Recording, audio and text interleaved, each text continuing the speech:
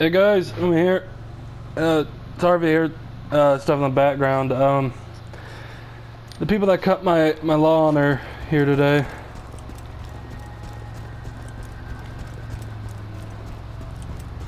It's been a while since I played. Are we killing Midgemong? Yeah, we're killing Midgemong.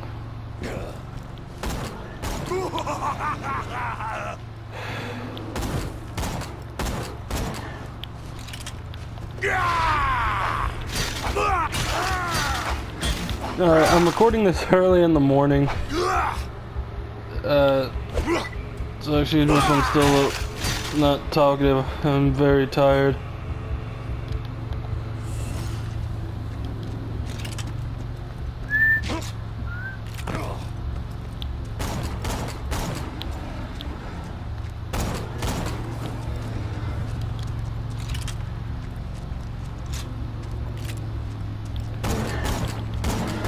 I'm gonna try and crank out Borderlands videos because I pre-ordered Borderlands 3, or sorry, am going to pre-order it, and I want to beat this and hopefully maybe the pre-sequel before the game comes out.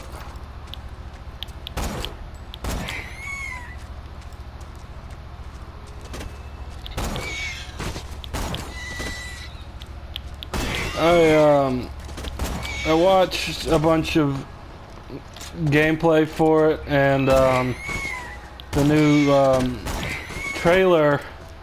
I say I'm a lot. Anyway, for the last character, Flak, and I gotta say, it looks interesting. I'm probably gonna mostly play as Zane. I think that's his name. Zane can use two action skills.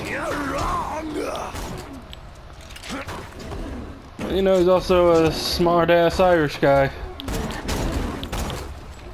Man after my own heart.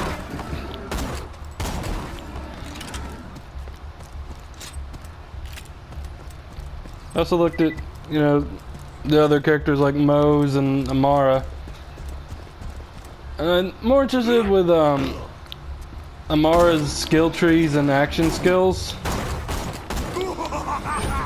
Because she looks like she'll be fun to play.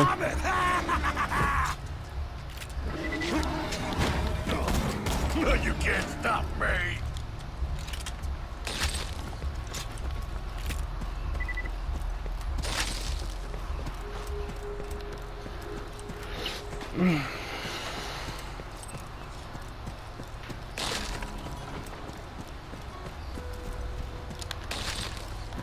Here, I just remembered any other noises. Where I record my games, I've never had a air conditioning unit, and I finally got one.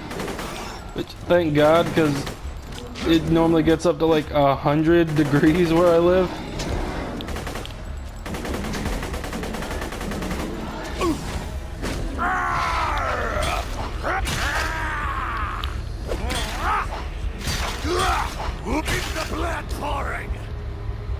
I turned it on low, so hopefully you guys can't hear it.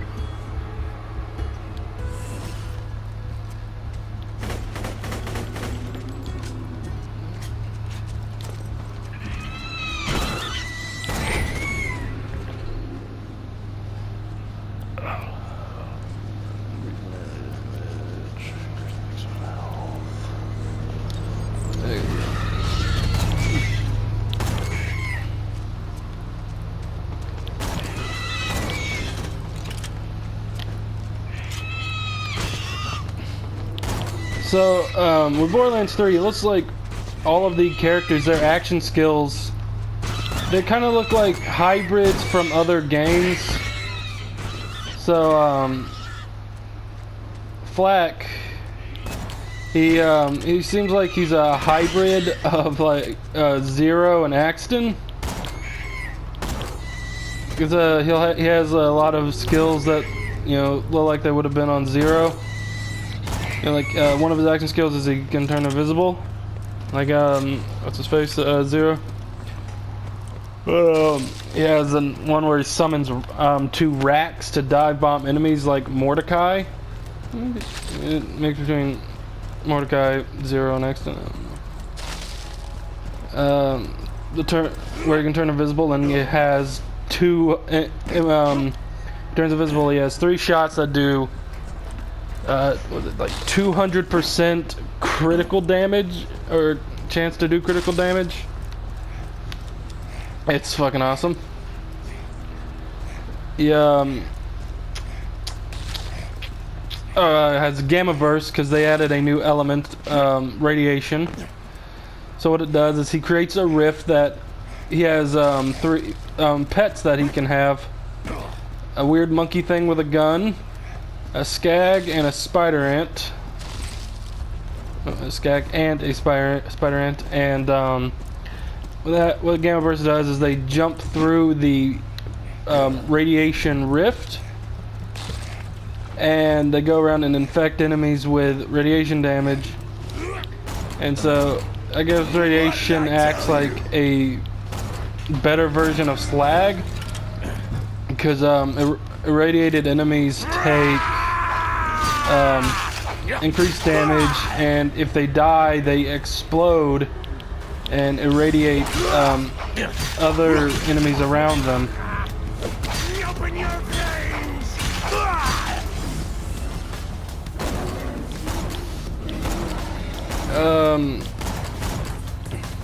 Zane has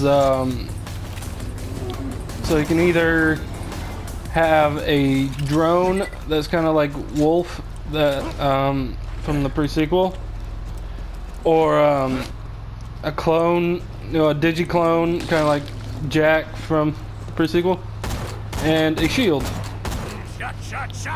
And you can use 2 of them. I will probably mostly be using the clone and the drone because I'm more of a offensive kind of guy instead of defensive.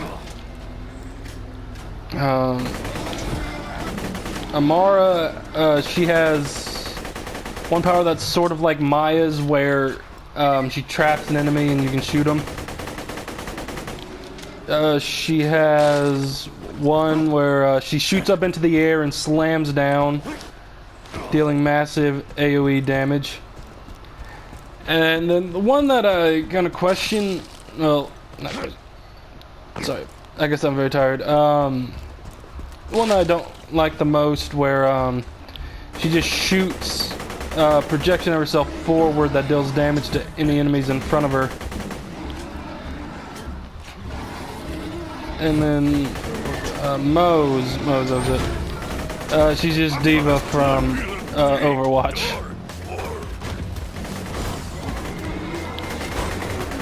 She calls down a mech, and you can customize it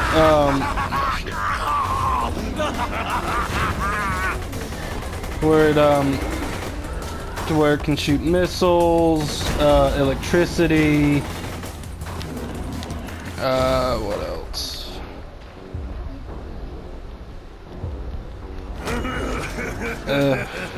Yeah, missiles, machine gun, electricity.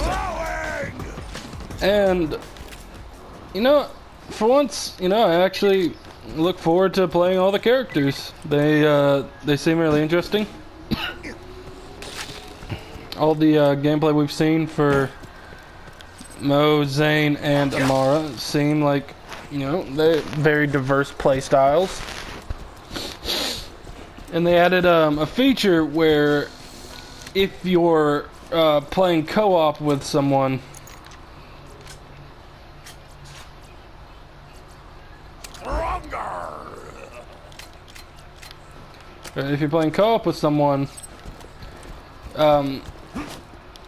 everyone has like their own loot, and if they're higher level than you, then the loot will be scaled to their level, and the enemies will scale to their level, but they'll still do the same damage as you. Oh, sorry. That seems really interesting, but I've never really played multiplayer on Borderlands. That's because I've just never had an internet connection that would allow me to do it, but still, I've never really gotten into it.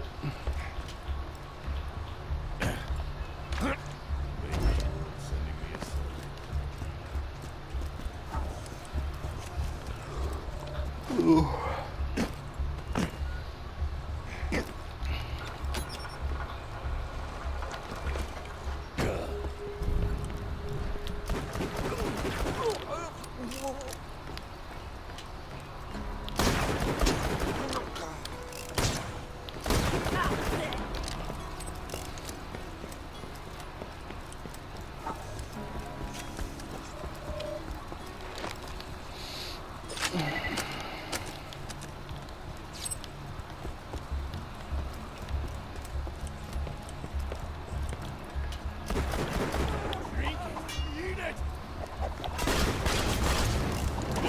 Yeah, shit. Ah! Get up, Krieg! Get up! Oh, shit.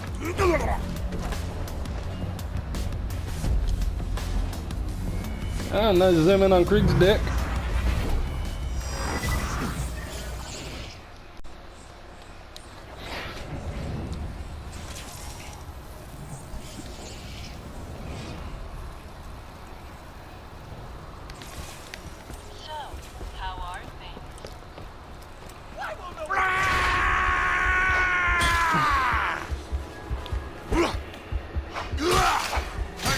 What would happen? Oh, so I was down here yesterday in my little recording area, and where I live, in the summer we have very bad spider problems. So I'm sitting here and I'm just chilling, watching Netflix, relaxing. I see meat muscles. And I feel a little tingle on my arm, so I go to scratch it. Look down, giant fucking spider just crawling up my arm. Scared the living shit out of me. Yeah, I think maybe I cuss a little too goddamn much.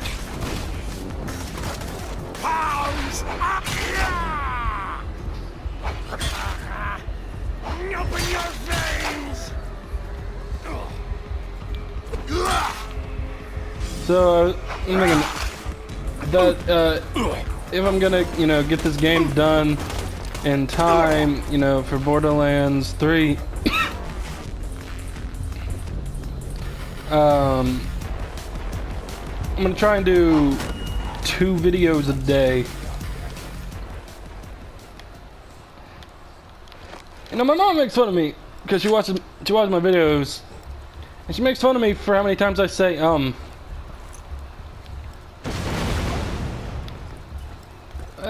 It's hard when you're trying to multitask and speak.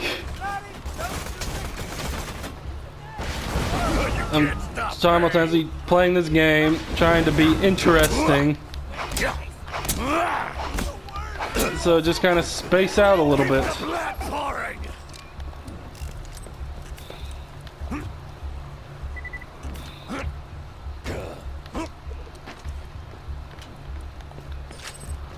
I'm rising.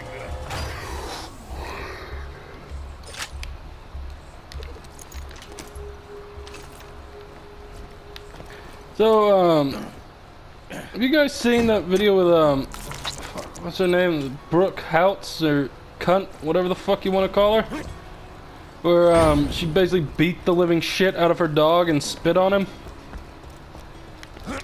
Yeah, so what that video was about, she put plastic wrap on her door and she was gonna prank her dog, see if he'd run to it, but instead, he jumped over it, and, she's playing with him. He's getting hyper, he thinks it's playtime, so he jumps up on her, and she just, open hand, slaps him as hard as she can.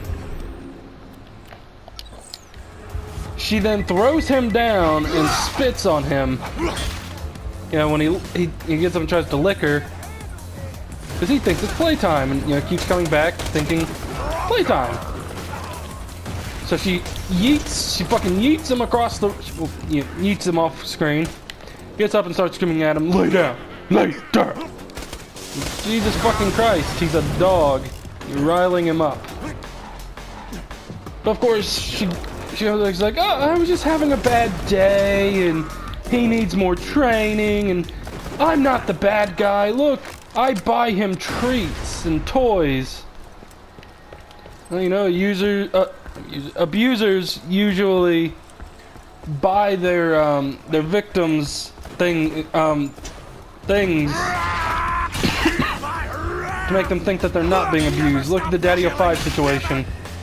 That motherfucker abused his kids daily and bought them PS4s and Xbox Ones just so they wouldn't think they were being abused.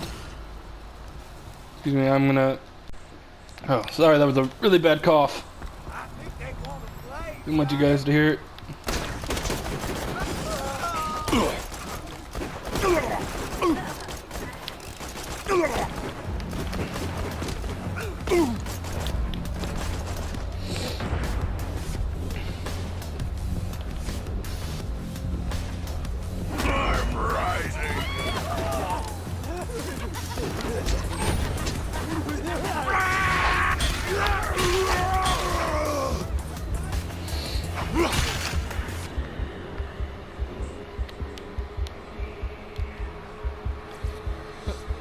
One thing that really pissed me off though is with Brookhouse, you know, normally, like, you know, what happens if a very attractive girl messes up? There's always all these white knights in the comments trying to defend her. You know, fucking neckbeards. You know, of course they were there, you know, doing the normal shit. But you can't defend that shit. Like, that's how you... Oh, no, I gotta do my neckbeard voice. That's how I don't think of voice. I'm saying that's how you discipline a dog. You gotta show your authority. No! Well, yeah, sure, you gotta show them who's in charge. Not by beating them. But should I say, like, her dog has PTSD because another dog bit him. Then why the fuck you hitting the shit out of him? Now you should be scared.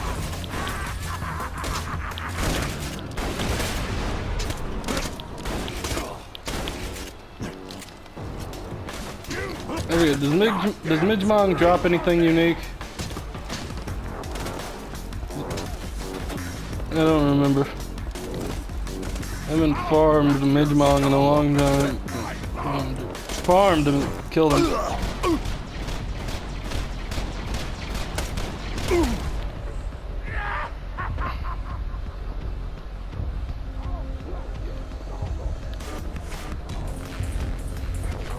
Torque weapons.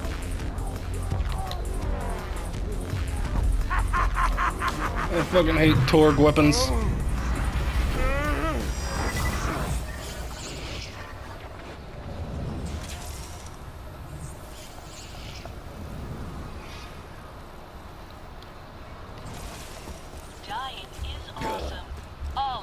Dying is awesome. All the cool kids are doing it. Oh, I love that. I love that line. Where'd the midget go? He couldn't have gotten far. He is a midget.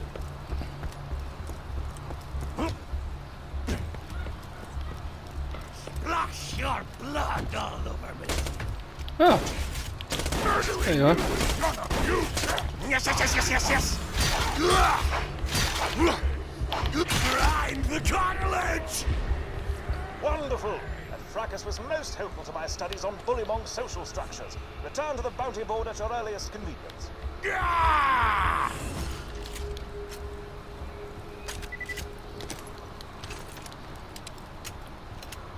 I'm gonna swallow your throat, badass!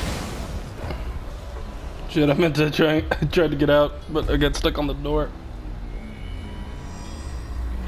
I'm good at video games, guys.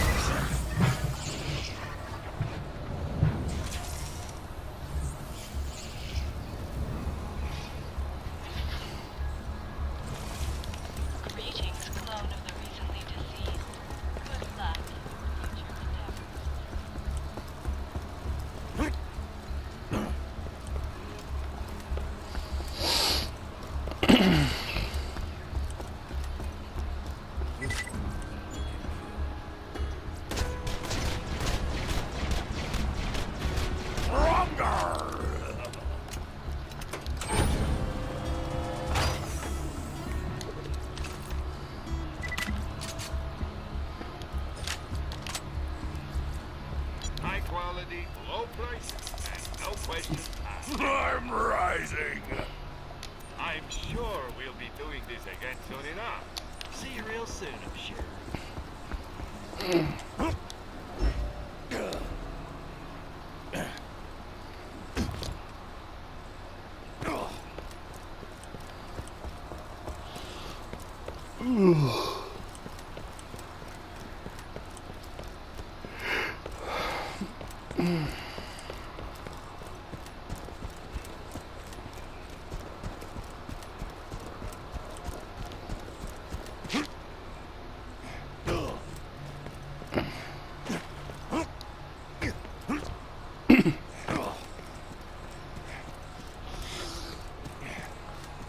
Sorry, I'm still trying to wake up. It's like fucking.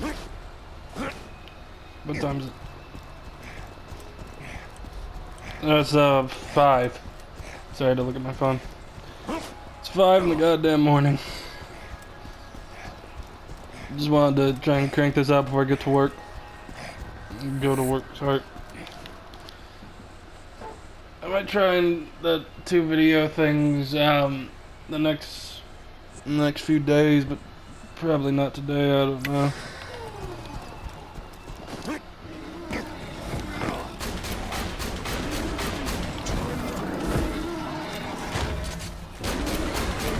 can't stop me.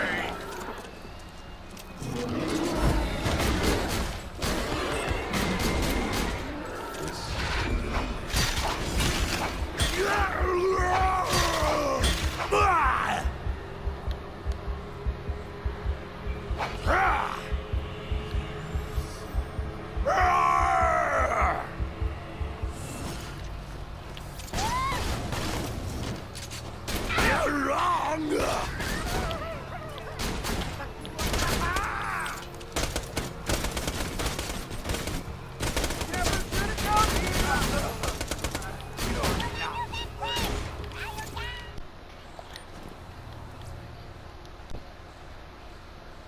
So, I just went on this huge fucking tirade about comics and movies, and it didn't fucking record. I'm fucking pissed. Shit, I like went into how Avery Brooks is the best Starfleet captain, and how why Voyager was bad, and why, and like how they're fucking up comics.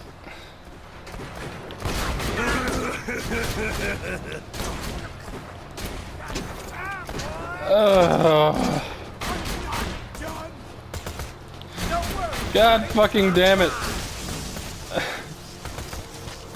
I had a good, probably about 8 or so minutes of just me ranting.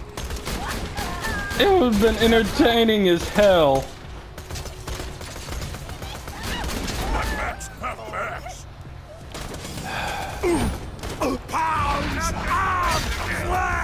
Alright, what I was saying, I'll get back to what I was. I'm not gonna redo the rant, but I'll go back to what I was talking about just a minute ago. Somehow the comic books industry, or even TV industries, can't create new characters anymore.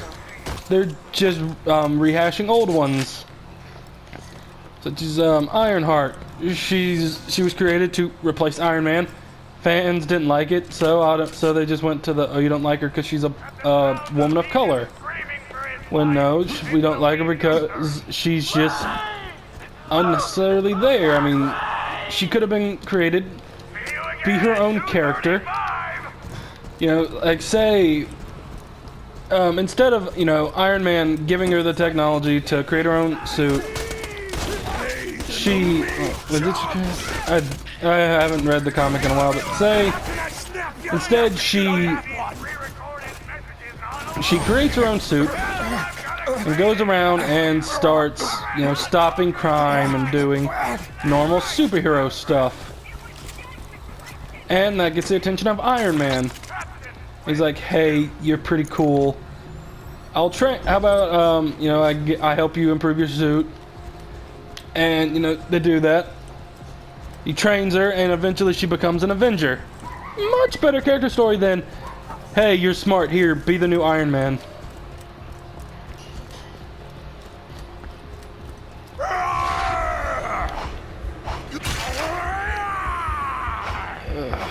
Never stop the killing. Instead, that's why I kind of like the character Miles Morales. He wasn't created to replace the Spider-Man we know and love. He's the Spider-Man of another universe. When he first became Spider-Man,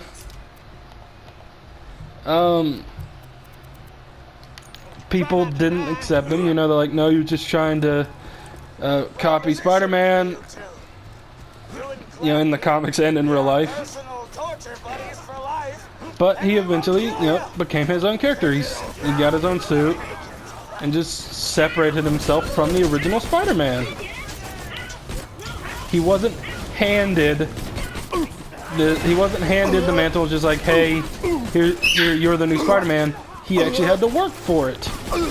Spider-Man died, and he got the powers and was like, all right, I'll be the new Spider-Man. People around the North was like, no, there's only one Spider-Man, you're not him. And he had to actually work for what he had. It's a much better character.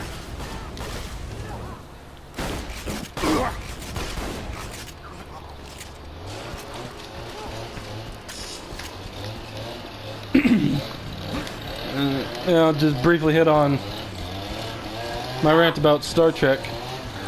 Janeway. Janeway could have been an amazing character, but the writers, instead of writing her as a Starfleet captain first, they're like, all right, well, she's the first female captain, so you know we'll just approach it from there. And so it got to this weird in between of, well, how are they gonna write her? Because you know they're just like, all right, personality trait female, there. So she ended up being a weird cross between, or she got some of the good and bad traits from Picard and Cisco. And in most episodes, it didn't work. Like, she could have helped the Vidians. Like, I think that would have been an amazing story arc, where she uses the technology on Voyager to help cure the Vidians, who were suffering from a disease that basically shut down their organs and made it where they had to basically assault people and steal their organs, and steal their organs while they're still alive and leave them for dead. She could have helped them. Like, we know she's willing to do it. She gave the Hirogen holo technology.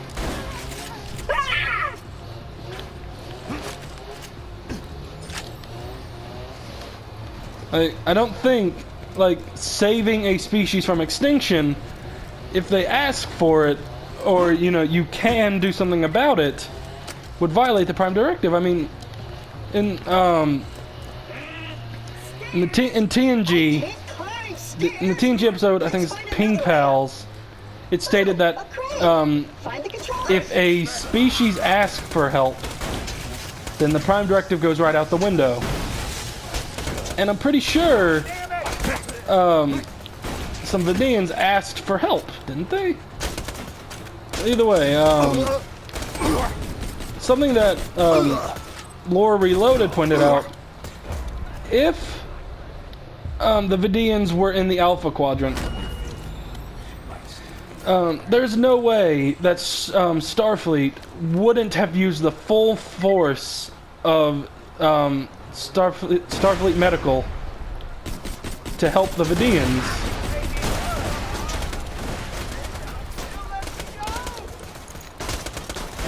Instead, no. Thousands died until it was like the Brain Trust or something helped cure them. But she could have done that fucking years before they did. And then, her fucking alliance with the Borg where she helped kill species 8472. All because Kess sensed hatred from them. Alright. Again, back to Lore Reloaded. Imagine World War II. D-Day. A psychic alien race appears above Earth on D-Day. What are they going to feel? Are they going to feel hatred and malice and they want to kill? Are they going to feel love and all this shit? Well, of course they're going to feel the hatred. The species 8472 were minding their own goddamn business when the Borg invaded. Even if you go with, well, the Borg lied to her and said that that species 8472 invaded. It's proven in a later episode that species 8472 can be reasoned with. The writers were terrible.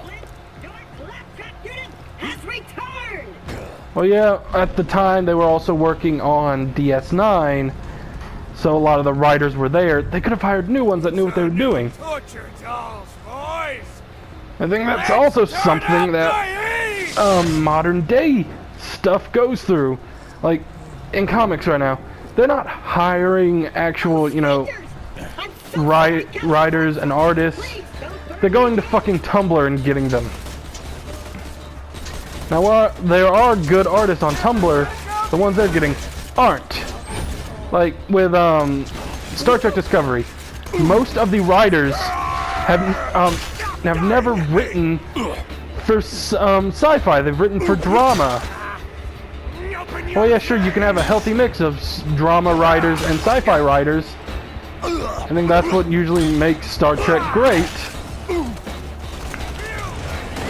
Just having one side really doesn't work. Like, I've always stated that if Star Trek Discovery did not have the Star Trek name, it would be a good show. We wouldn't judge it as we would judge a Star Trek TV show. We would just judge it as its own thing. But no, they put the Star Trek name on it, and it's just fucking terrible. Right, within the first episode, Michael Burnham commits treason. She starts a war that kills thousands of Starfleet officers. Well, yeah, sure, she is sent to prison for what she did. She's let out. And everyone just fucking accepts her. They're like, oh, well, you know, you did what you did, oh, well. No. She knocks out her captain and just starts firing on the Klingon ships. Now, even if she didn't do that, sure, the war would have started. But Starfleet wouldn't be in the wrong there. You see, you get what I'm saying? Alright, guys, I'm gonna leave the episode here. I'll see you guys in the next video.